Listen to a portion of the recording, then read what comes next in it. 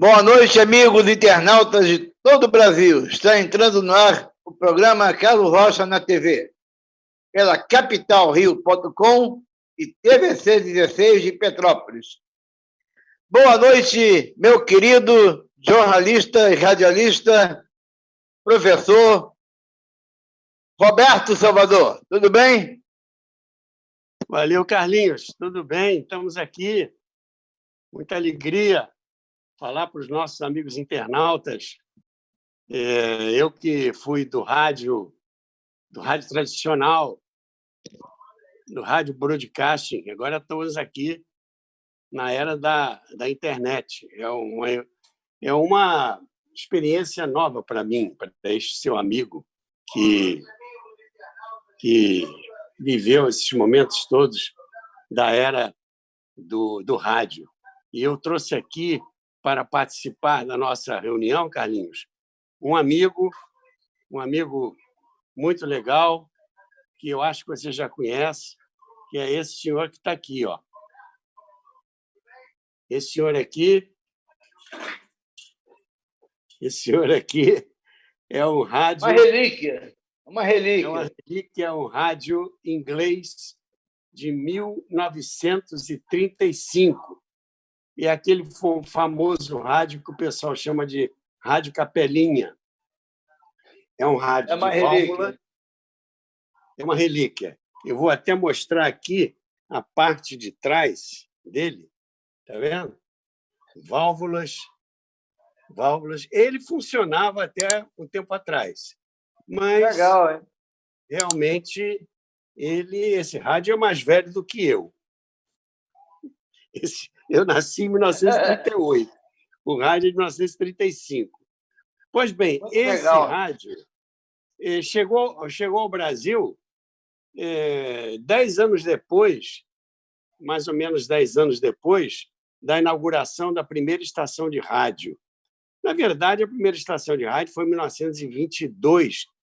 A primeira transmissão de rádio foi em 1922, no centenário da independência do Brasil, ali no coração do Rio de Janeiro, onde hoje ali é a esplanada dos ministérios cariocas, onde tem ali o antigo Ministério da Fazenda, o Ministério do Trabalho, ali a Igreja de Santa Luzia, a Rua de Santa Luzia. Ali se realizou uma grande exposição para comemorar o centenário da independência do Brasil, em 1922. E o Roquete Pinto fez uma experiência.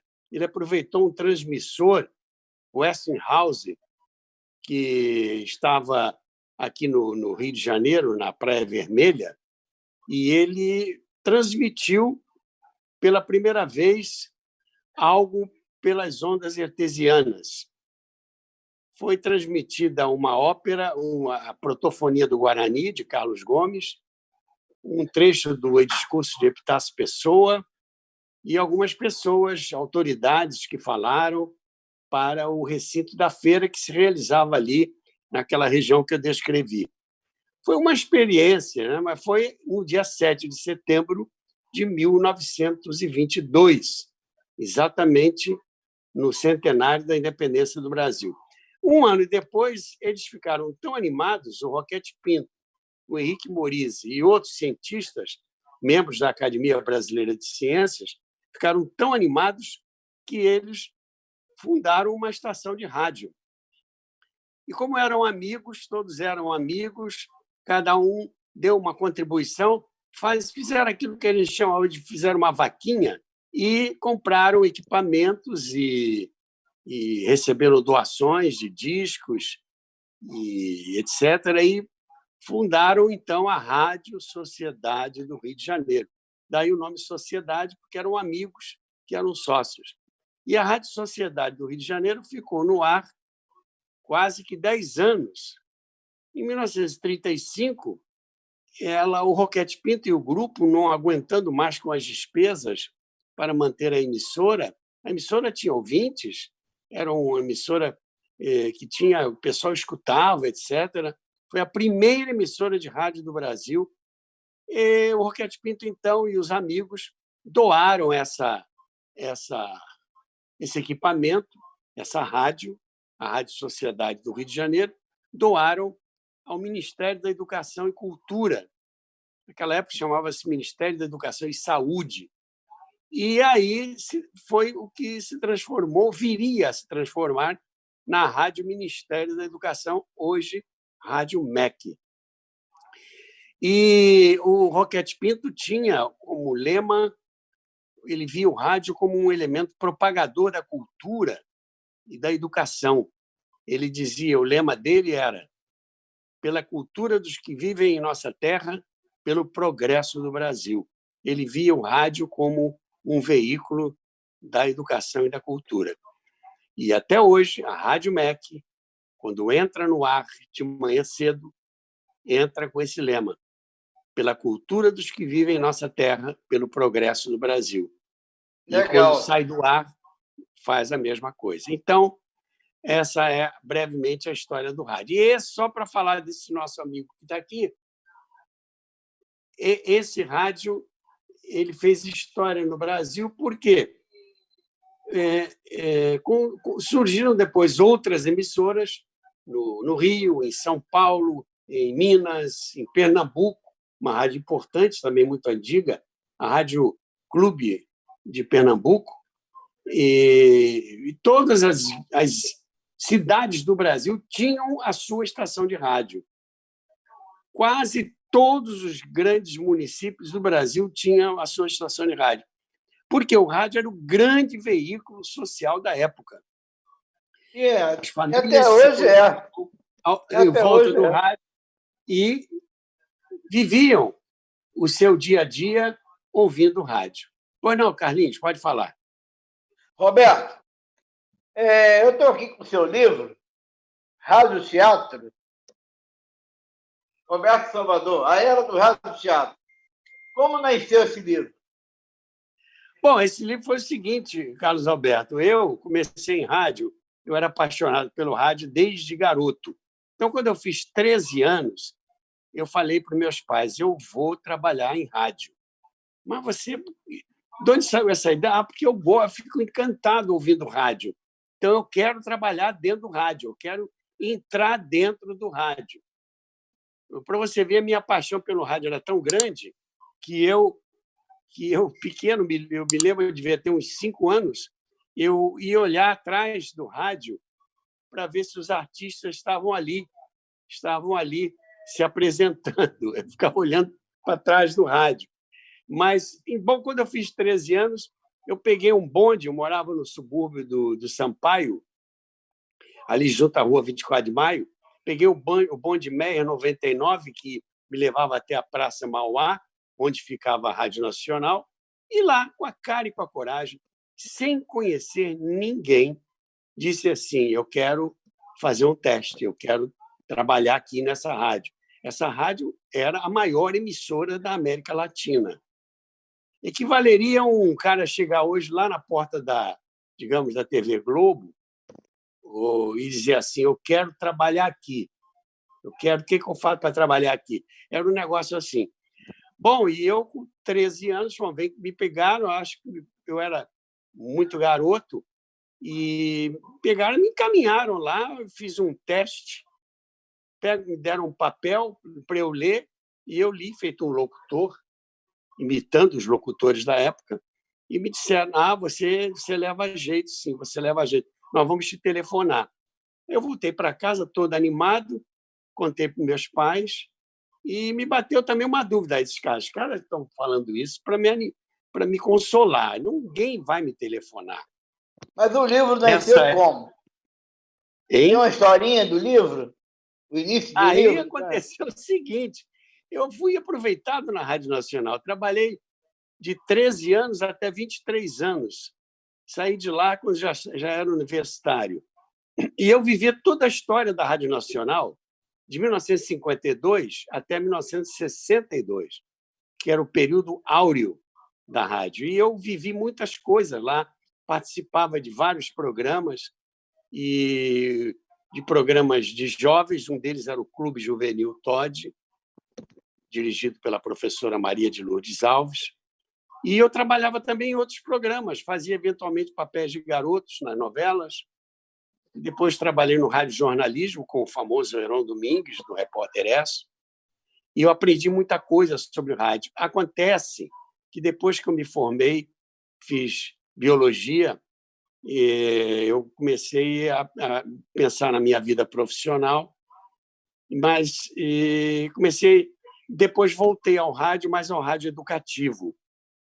Trabalhei na Rádio MEC, na Rádio Roquete Pinto, na Rádio Tamoio, na Rádio Tupi, fazendo programas culturais. E, já casado com meus filhos, eu virei para minha mulher e disse assim: eu tenho que escrever um livro. E minha mulher me deu a maior força. Mas por quê? Você deve escrever, sim, Roberto. Eu vou escrever porque os atores do meu tempo estão todos morrendo. E cada um que morre leva um pedaço da história. A história está morrendo com eles, porque o rádio hoje mudou. Não é mais aquele rádio do tempo desse aqui. O rádio hoje está com outra cara, outro formato, outros objetivos, outro tipo de programação, outro tipo de proposta social. E eu comecei, então, a escrever o livro para deixar registrado um pedaço dessa história. Entrevistei Ô, Roberto, os que eu estavam fiquei. vivos ainda e juntei material que eu tinha, e daí o livro está aí na sua mão, A Era do Rádio Teatro. Roberto, eu fiquei triste em ver uma notícia na internet que a Rádio Globo de São Paulo vai encerrar a programação dia 31 de maio. A Rádio Globo vai parar de existir em São Paulo. É triste, porque sabe o que acontece? Bom, é triste, não, mas a gente tem que aceitar as coisas que vão se alterando. O avião hoje não é aquele DC-3, é o Boeing, é o 767, é o Airbus. Então, quer dizer, hoje não se usa mais máquina de escrever, usa-se computador. Então, o rádio também evoluiu tecnicamente. Essas emissoras de rádio tradicionais A internet também, né? tendem a se encerrar.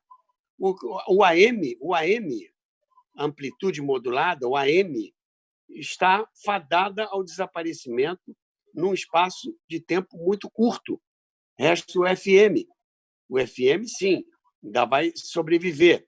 Mas surgiram, então, as rádios web, como esta que nós estamos falando aqui agora, não só com áudio, mas também com imagem, vocês estão me vendo, e equipamentos práticos, portáteis, leves, que essa nossa entrevista pode ser vista em qualquer lugar do mundo neste momento, em qualquer lugar do mundo em que haja um sinal de internet. Então, tudo muda. Então, a rádio, como a gente conheceu, não existe, está fadada ao desaparecimento. Como desapareceu a máquina de escrever, como desapareceram os DC-3. Temos que viver tempos novos e temos que nos adaptar. Por isso que é realmente uma experiência muito legal para mim, que vivi a época o rádio de antigamente rádio já antigo, teve. vivendo agora com vocês. Pode falar.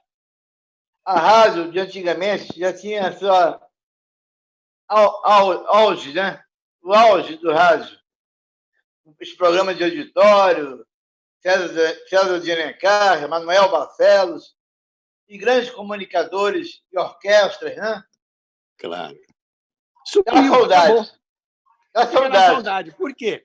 Os estúdios da Rádio Nacional, os programas da Rádio Nacional, da Tupi, das grandes emissoras do Rio, de São Paulo, de Belo Horizonte, do mundo todo, da BBC, da NBC nos Estados Unidos, da BBC de Londres, da Deutsche Welle na Alemanha, tinham uma característica: eram emissoras que tinham grandes elencos, grandes cantores, grandes orquestras, grandes estúdios com 200 metros quadrados, isso tudo desapareceu.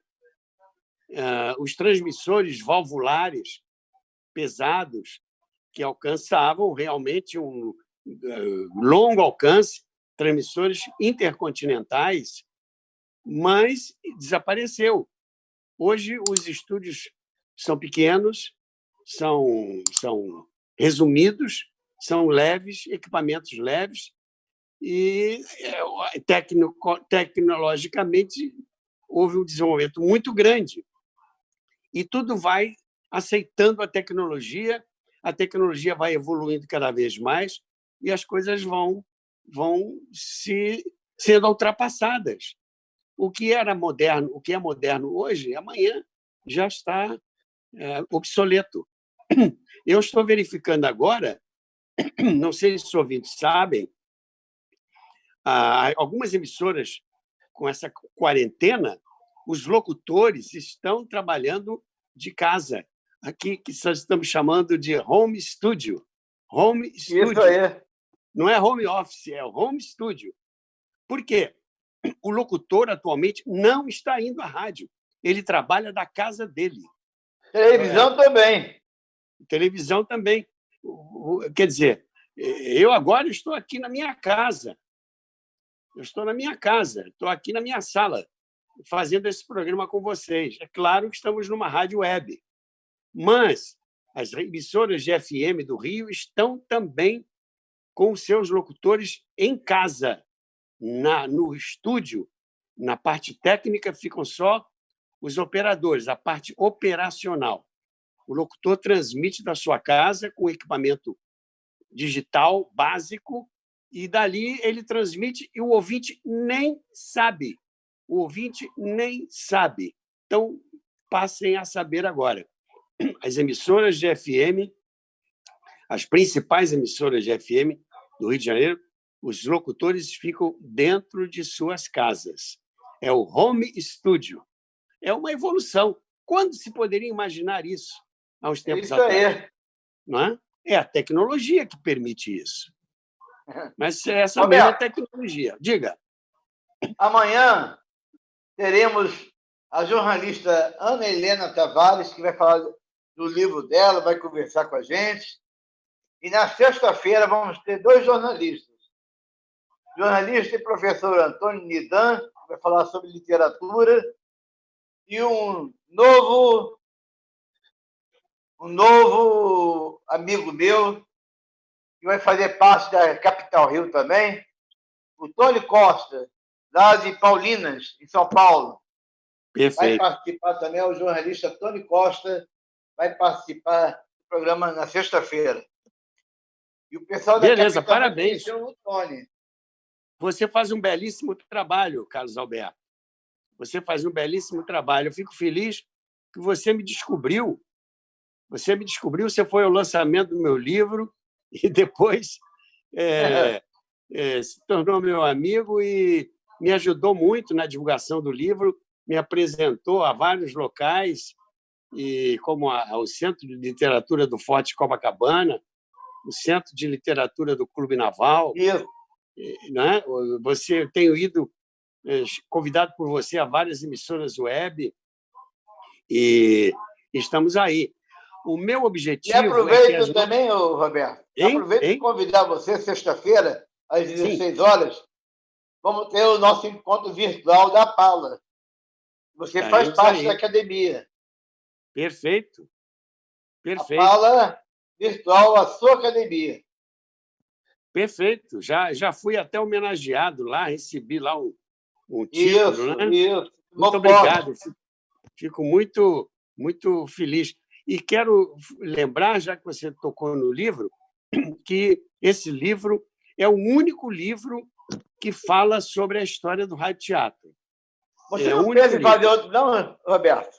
Não, eu estou trabalhando no meu blog. Eu tenho o meu blog que está com uma quantidade enorme de visitas. Estou com mais de 150 mil visitas. O blog está tendo muita aceitação, muito visitado. E nesse blog eu apresento fotos de artistas, falo dos programas de rádio, mostro fotos de rádios antigos, como esse aqui. Eu tenho uma coleção de rádios, viu? Na minha casa, eu tenho uma coleção de rádios. Eu tenho mais de 20 rádios antigos. Tá vendo? Podia Esse fazer aqui... uma exposição de rádio, hein? Vamos pensar nisso. Pois é, eu, apaixonado por rádio, coleciono rádio, mas já não tem mais onde colocar. Tem prateleiras e prateleiras com esses rádios que fizeram história no Brasil e que reuniam as famílias em torno do rádio. Era até um tipo de família diferente, as pessoas ficavam ouvindo rádio à noite, conversavam, a família toda ali. E outra coisa, não era um rádio, era um rádio só para a casa toda. E isso agregava as pessoas, fazia as pessoas ficarem em torno do rádio. E a dona de casa, durante o dia, fazia. Naquela época, as mulheres não trabalhavam fora, eram donas de casa. As donas de casa, as senhoras, minha mãe, minhas avós, minhas tias, trabalhavam em casa ouvindo rádio o dia inteiro. Por isso que o rádio tinha uma audiência espetacular. E à noite era programação noturna. Aí sim, já vinham as novelas, os programas musicais, com a família toda escutando. O rádio tinha um efeito agregador. Ele agregava as famílias. Então, está aqui esse senhor que veio hoje participar desse trabalho. Ele deve estar assim, pensando lá com ele. Puxa vida, nunca pensei que eu fosse aparecer numa rádio web. Está ele aqui. Mas olha aí, quem quiser adquirir meu livro, vale a pena, viu? Pode entrar no meu blog, está lá. O blog é o nome do livro, A Era do Rádio. Ô, Roberto, e pode adquirir o livro. É pena que essa rapaziada de faculdade não veja os nossos programas, né?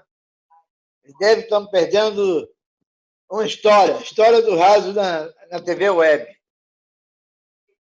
Você sabe que eu recebo muitos comentários de universitários. Para minha surpresa, eu constato que os jovens se interessam por conhecer a história. Claro, os jovens que estão estudando comunicação, os jovens que estão dentro desse processo da comunicação, eles gostam de conhecer o passado do rádio, o velho rádio, eles gostam. Então, volta e meia, eu recebo, faço entrevistas à distância, gravando depoimentos para eles. Estão fazendo trabalhos, fazendo pesquisas do Brasil inteiro me procurando, querendo saber sobre o livro. Adquirem o livro. No princípio, eles adquiriam o livro para dar de presente para a tia, para o avô, para a avó, para o pai, para a mãe.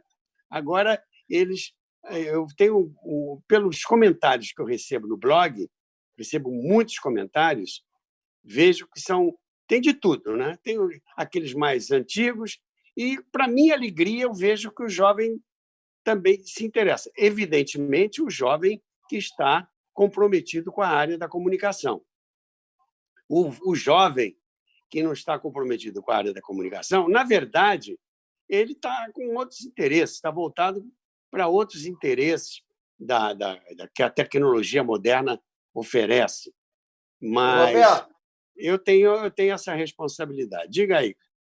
Eu gostaria que você mandasse alguns tópicos gravados para seguir na programação da Capital Rio sobre a história do rádio.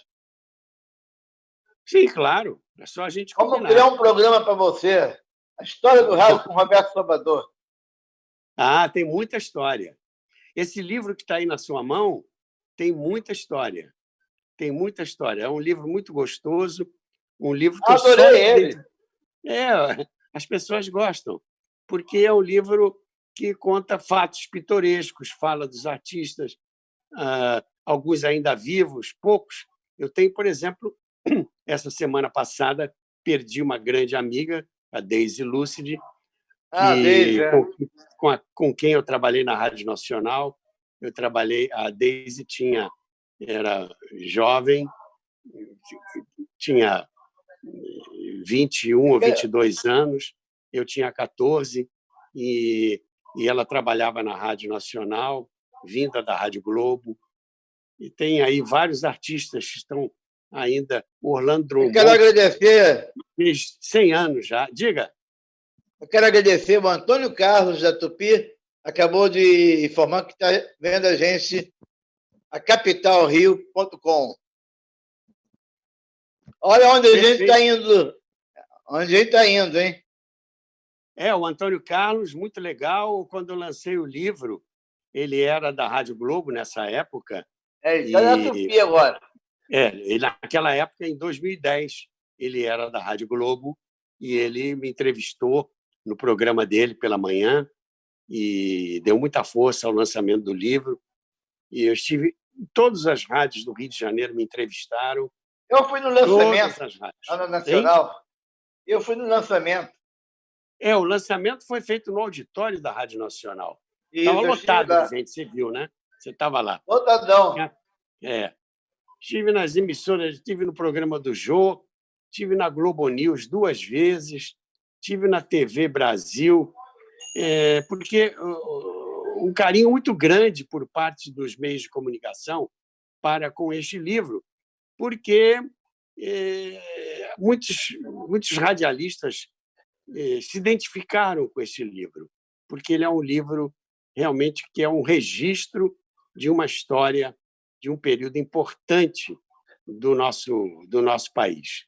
Roberto Salvador, agradeço a sua presença no programa Carlos Rocha na TV. Está chegando o final. Eu quero que as suas despedidas. Em breve a gente volta a conversar sobre rádio. Tá bom. Falou em rádio, eu estou aí. Fico muito contente, Carlos Alberto. Muito obrigado, parabéns pelo seu trabalho. Você é um batalhador pela divulgação da cultura e das coisas boas que ainda se fazem por aí. Muito obrigado. Um abraço para vocês, meus amigos internautas, meus amigos ouvintes de sempre, Obrigado. Ouvintes de ontem, de hoje, de amanhã. Um beijo para vocês todos. Obrigado. Um beijo para todos vocês. Felicidades. Tchau. Tchau. A gente vai se despedindo. A gente volta amanhã às 21 horas com a jornalista Ana Helena Tavares. E na sexta-feira, o pessoal vai conhecer o Tony Costa, jornalista lá de Paulínia, em São Paulo. Obrigado, um beijo para vocês. Tchau.